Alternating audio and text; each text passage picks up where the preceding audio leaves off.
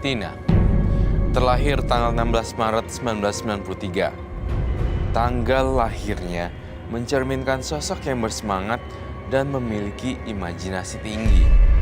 Namun, dia terlalu mudah percaya omongan orang lain, sehingga mudah sekali tertipu. Saya melihat Tina terlibat suatu perjanjian yang tidak ia ketahui. Perjanjian itu mengharuskan Tina berurusan dengan sosok gaib. Sosok ini dapat menghancurkan hidup Tina. Saya melihat sekebatan bayangan di kepala saya. Bayangan berwarna hitam memenuhi tubuh Tina. Saya akan memecahkan teka-teki misteri untuk Tina pada malam hari.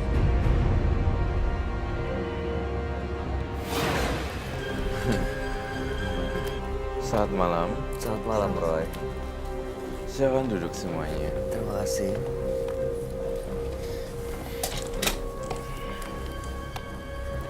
Tina, lahir tanggal 16 bulan 3, 1993. Tina ini punya usaha tapi sering diganggu oleh makhluk-makhluk halus karena persaingan bisnis, ya, persaingan dagang. Datang ke dukun, dikasih penangkal, beberapa kali berhasil, tapi sekarang ada jimat yang diberikan oleh sang dukun, gitu ya. Tapi justru masih ada gangguan-gangguan itu yang datang ke tempatnya dan mengganggu anak-anak sampai rewel. Suami tahu soal ini karena memang bunda ini adalah kerabat dari suami. Makanya malam hari datang ke menembus mata batin, pengen normal tanpa harus menggunakan gitu-gituan, tanpa harus ada jimat, bisa menjalankan usaha dagangnya dengan lancar, tanpa ada kiriman ini itu makhluk halus yang mengganggu usahanya gitu ya.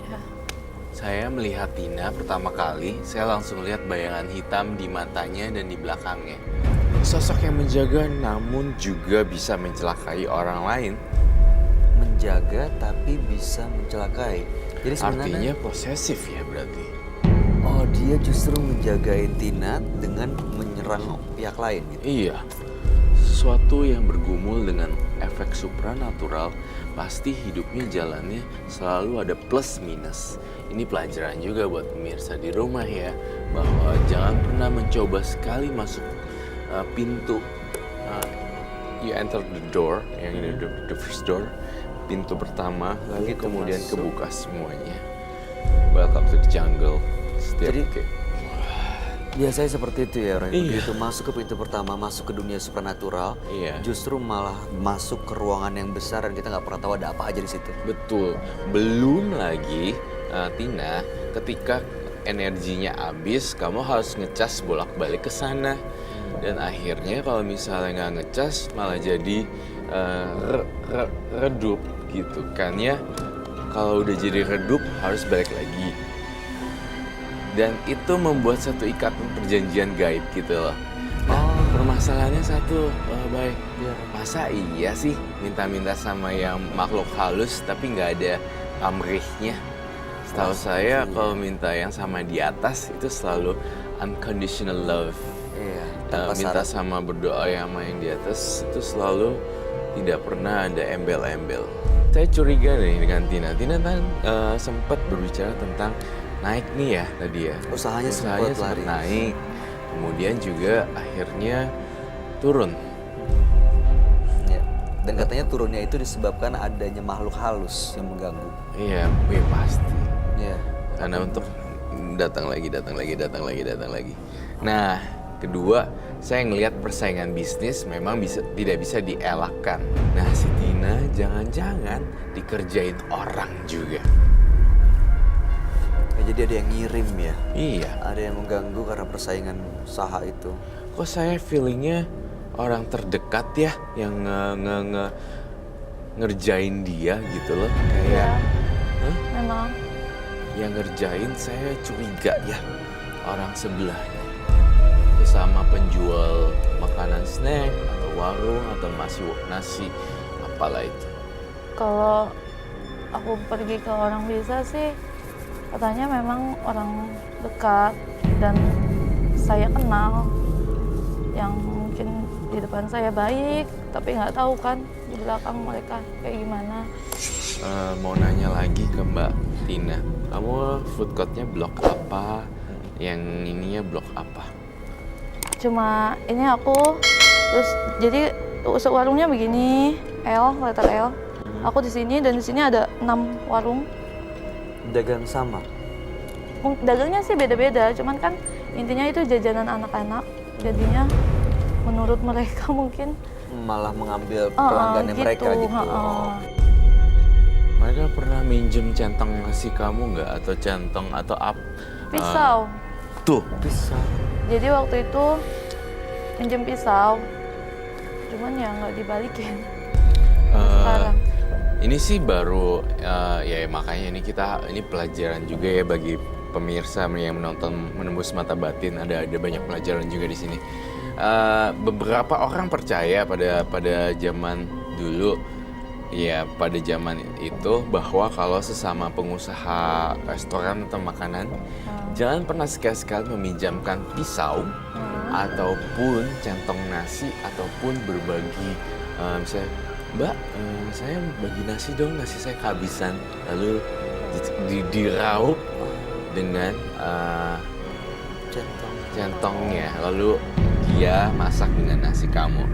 Saya tidak pernah membuktikan ini real atau tidak, tetapi cerita ini diturunkan oleh banyak orang dan ternyata memang banyak benernya. Ya nggak ada salahnya. Ya saya sih lihat ini mitos ya. Tapi mitos yang berulang sih. Jadi entah itu gunting, entah itu centong nasi, entah itu sendok, sesama penjual restoran, kamu harus untuk bilang tidak. Karena konon kabarnya orang-orang zaman dulu percaya rezeki kamu diambil dari sana. Tapi ini hanya urban legend cerita sih. Pisau. Pisau yang dipinjam. Pisau. Dan sampai sekarang belum balik. Waktu itu pas aku ngelihat, karena aku lupa juga ya karena udah lama, aku lihat dia malah minta. Tuh kan? Dan nggak mau dipulangin. Minta dan gak mau. Ini buat saya aja ya, banyak ini pisau mah gitu. Tapi memang yang dikirim itu makhluk seperti apa, Roy, untuk mengganggu usahanya Tina ini? Saya melihat gambaran makhluk seperti bayangan hitam yang selalu kelaparan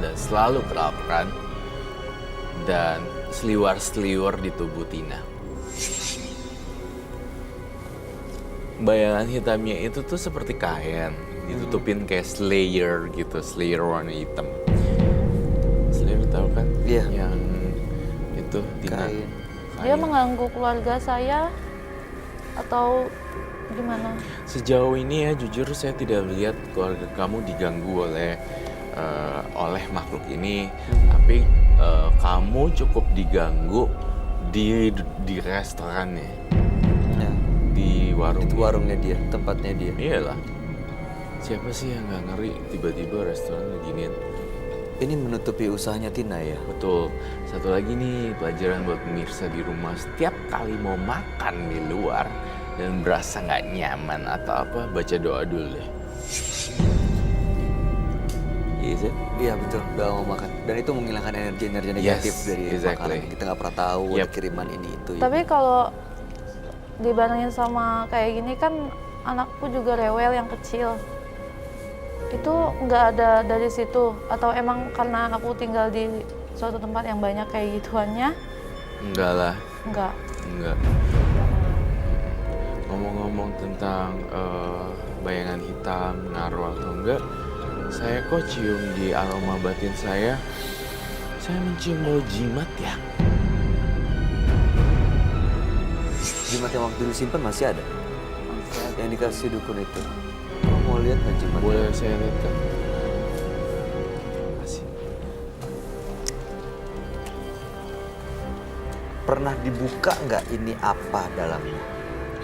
Oh, saya takut sekali kalau buka itu. Nggak pernah dibuka, nggak pernah tahu. Enggak. Aduh, saya nggak mau buka deh. Firasat saya jelek. Jangan ya. Tapi Roy, Yes. anaknya rewel itu karena pengaruh jimat ini atau enggak sebenarnya? Karena pengaruh jimat ini atau enggak? Iya, pengaruh jimat ini. Karena anak kecil itu lebih sensitif ketimbang orang dewasa. Jadi dia bisa ngerasain, tapi dia nggak bisa ngomong yang mana yang bermasalah.